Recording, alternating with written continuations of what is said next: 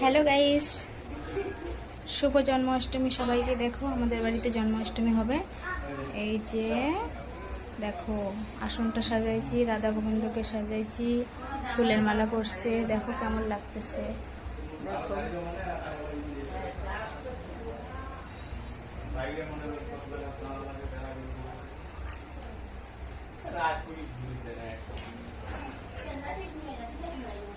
দেখো গোপাল রাধা গোবিন্দ, দেখো কত সুন্দর।